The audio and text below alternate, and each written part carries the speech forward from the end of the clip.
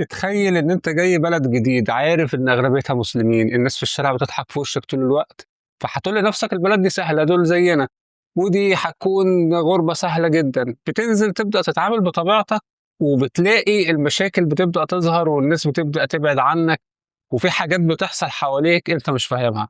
في الفيديو ده انا هعلمك ازاي هتعرف تتأقلم في اندونيسيا. اول فخ احنا بنقع فيه هو الصوت والمواجهه. احنا لما بنهتم بشغل او بنحل مشكله او بنتعصب، نبرة صوتنا بتعلى، بننفعل علشان نبين ان احنا حريصين على الموضوع. الموضوع ده هنا بقى في اندونيسيا بيتفهم العكس. الثقافة الاندونيسية معتمدة على الادب المبالغ فيه، فالصوت العالي بيكون مرفوض.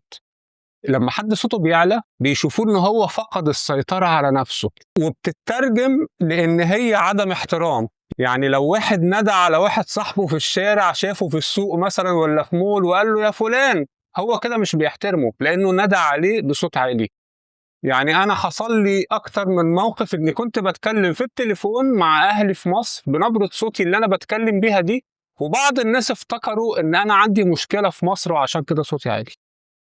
عندهم كمان نقطة عدم المواجهة، يعني انت لو اتخانقت مع حد او عاتبته قدام الناس مش هيرد عليك، هو مش هيدافع عن نفسه، هو هيبتسم وهينسحب بهدوء.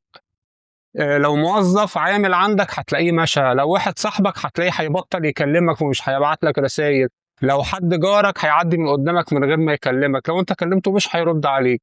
بياخدوا الموضوع انه بدل ما انا اجادلك وانت تجادلني واقول لك انت غلط وانت تقول لي انت غلط، لا، انت خلاص غلطت فيا، خلاص يا سيدي شكرا، انا مش هعرفك تاني وهعتبرك مش موجود. هعدي من قدامك مش هكلمك، هتكلمني مش هرد عليك. لو في علاقة ما بيننا شغل ولا حاجة هخلصها وهختفي من حياتك تماما. مش هتعب نفسي ان انا اقعد اجادلك، وبيكونوا شايفين انه عيب ان انا اقعد اجادلك قدام الناس واغلطك. يعني القعده اللي احنا بنعملها اللي هي قعده الصلح، ان يجيبوا الطرفين وكل واحد يقعد يتكلم ويغلط التاني ويعاتبوا بعض، هم بيشوفوها ان دي بيكون فيها زي جرح كرامه، او بيكونوا محرجين ان واحد يبقى قاعد كده وسط العامه والطرف التاني عمال يقول له انت غلطت ويغلطه وكده. فانت لما تيجي تحل المشكله بقى بتتحل ازاي؟ بتتحل ما بين الطرفين وطرف تالت بيتدخل. يعني المشكله ما بينك وما بين واحد زعلك مثلا او انت زعلته عايز تصالحه، تشوف الطرف التالت اللي هو مشترك ما بينكم وتبلغه وهو ينقل له الكلام، وهكذا الامور تتحل، بحيث ان مفيش حد فيكو يطلع غضبه على التاني. كل واحد يهدى كده لوحده، وفي طرف تالت هو اللي بيصلح بدل ما يتحط مواجهة. فهم بيحاولوا عدم المواجهة. علشان كده بعض المتابعين بيفتكروا ان ده خبث. ده مش خبث، هو مش كده، مش خبيث او مش منافق. انت شتمته او عملت موقف ضايقته، التصرف اللي انت متوقعه منه ان هو هيزعق لك وهيشتمك وهيعلي صوته عليك. هو مش هيعلي صوته عليك ومش هيشتمك ومش هيزعق لك، هو هيسكت خالص وهيبتسم الابتسامة دي علشان يكظم غيظه، وخلاص على كده هتلاقي ان معاملته بدأت تتغير معاه. عشان كده ما تركزش في الابتسامة، هو ممكن يكون بيبتسم لأنه محرج مكسوف. يعني لو عامل مثلا عندك وهيصلح سباك مثلا، هيصلح حاجة في الحمام وهي بتاخد لها يومين وانت قلت له انا عايزها تخلص النهارده، هيتحرج منك انه يقول لك لا، فهيقوم مبتسم. فانت لازم بقى تقرا لغة الجسد، ان انت تشوف هل الابتسامة دي فعلا ابتسامة من القلب ولا ابتسامة بتردد، ولا هل هو محرج ولا متضايق. انت حاول انك تقرا اللغة بتاعت الجسد بتاعته، وطبعا حسب الموقف وحسب السياق وحسب الشخص نفسه تقدر تحدد هو بيبتسم ليه. فهم عندهم الرفض المباشر بيبقى عيب، والصوت العالي بيبقى عيب، والمواجهه بيبقى عيب. طبعا في استثناءات، انا عارف ان هتقولوا لي انا لقيت حد بيعلي صوته، انا لقيت حد لسانه طويل، انا لقيت حد مش عارف بيعمل كذا. دي استثناءات. يعني ده بيكون واحد في نظر الاندونيسيين قليل الادب، بيكون واحد في نظر الاندونيسيين نفسهم مش بيحبوا يتعاملوا مع الشخص ده. فما تاخدوش ان هو مقياس، انا بقول لك المقياس. المواعيد فيها مرونه كبيره جدا، فممكن ان انت تدي ميعاد لواحد الساعه 2 ويجي لك متاخر، ويبقى شايف ان دي ما فيهاش مشكله بسبب الزحمه التلقائيه الطبيعيه اللي هي موجوده في جاكرتا. الثقافه بتاعتهم فيها الاسترخاء. الاسترخاء ده اللي هو على العكس تماما من الشرق الاوسط. الشرق الاوسط الناس مستعجله، حياه سريعه، طب تصحى الصبح بتلبس بسرعه، بتاكل بسرعه، بتسوق بسرعه، بتروح الشغل بسرعه، عايز تخلص كل حاجه بسرعه. انما لا، هم بيتكلموا بالراحه، بياخدوا وقتهم في الكلام، بياخد الشاور بتاعه بالراحه، بياكل بالراحه، بيشتغل بالراحه، بيسوق بالراحه. فبتحس ان رتم الحياه بقى بطيء، وما عندوش، او عقله ما عندوش الضغوط اللي هي انا لازم اسوق بسرعه علشان اوصل بسرعه. لا، الشغل اللي ما يخلصش النهارده ممكن يخلص بكره. لو انا اديت ميعاد لواحد الساعه 2، انا مش ملزم ان انا ابقى موجود الساعه 2 بالظبط، ممكن اوصل 2 وربع، 2 ونص، وهو هيتفهم الزحمه وطبيعه الحياه. فما تحاولش ان انت تستعجل اندونيسي، لو انت استعجلته هيرتبك وهيتلخبط وهيبقى مش عارف يعمل ايه. انت شجعه، يعني لو عندك موظف مثلا عايزه ان هو يخلص حاجه بسرعه، شجعه. انما لو زعقت له او استعجلته او قلت له لازم تخلص النهارده او هددته، هيرتبك وهيبوظ الدنيا. نيجي بقى للجانب الاجتماعي اللي بيخنق ناس كتير جدا. اول ما بتسكن، جيرانك والناس اللي بتشوفك كل يوم هيسالوك اسئله من نوعيه انت استحميت، رايح فين، اكلت ولا لسه، انت متجوز ولا لا، بتقبض كام، عندك ولاد، ليه ما اتجوزتش. واسئله تحس ان هم بيتدخلوا في خصوصياتك. عقليه المجتمع هنا ان ده نوع من الرعايه والاهتمام، ان لو ما حدش سالك الاسئله دي يبقى معنى كده ان انت معزول اجتماعيا وغير مرغوب فيك. ان هم يسالوك الاسئله دي معناها ان هم عايزين يقربوا منك ويفتحوا معاك كلام. وطبعا هم لما بيسالوا الاسئله دي مش بيكونوا فعلا مهتمين بالرد. يعني لما يجي يقول لك مثلا انت رايح فين، هو مش مهتم انت رايح فين ولا جيت منين، هو بس بيسالك لمجرد انه بيفتح حوار معاك. انت لو حد سالك الاسئله دي بكل بساطه ابتسم ورد رد اللي هو بيقفل. يعني واحد قال لك مرتبك كام، قول له الحمد لله. رايح فين، رايح اشتري حاجات. انت جاي منين، والله كنت عند واحد صاحبي. لا، حاجه اللي هو ايه، ما تاخدش الموضوع على قلبك قوي، ما تاخدش الموضوع على اعصابك قوي، عديها، هو مش بيكون قاصد.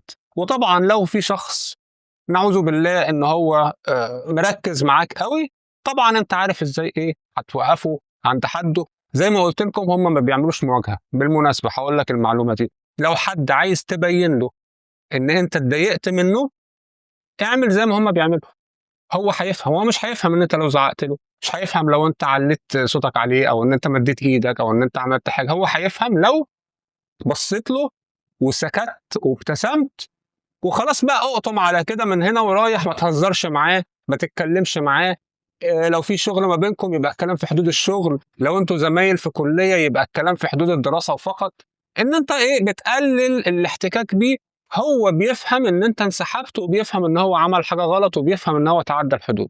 لو باقي عليك هيقوم مكلم بقى الطرف الثالث، وهتلاقي طرف ثالث جه قال لك فلان عايز يصالحك. في المجتمع الاندونيسي هم مش بينادوا بعض باساميهم، لازم ان هم بيحطوا لقب. فانت لازم ان انت تعرف الالقاب دي. يعني الست او البنت الصغيره او الشاب الصغير او الراجل الكبير او حتى الاطفال، كل واحد فيهم ليه لقب. لازم ان انت تحط اللقب ده الاول قبل الاسم. لو انت صاحب شغل وعندك موظفين، الموظف مش هيقول لك اللي انت بتعمله ده غلط، الا اذا لو ان انت قربت منه وتصاحبت عليه وحسسته بامان، وفي جلسه مقفوله ما بينك وما بينه، ممكن هو يقول رايه في الحاجات الغلط في الشغل.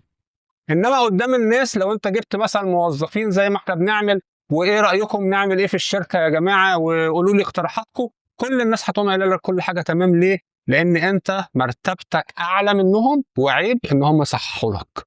فهي فايده الالقاب في كده ان هي بتبقى ايه، ترتيب اجتماعي، مين اللي ليه سلطه اعلى من مين. يعني الصغير لازم ان هو يحترم الكبير، ما ينفعش ان هو يصحح غلطه. طبعا زي ما قلت لكم الحاجات دي هي المعتاده.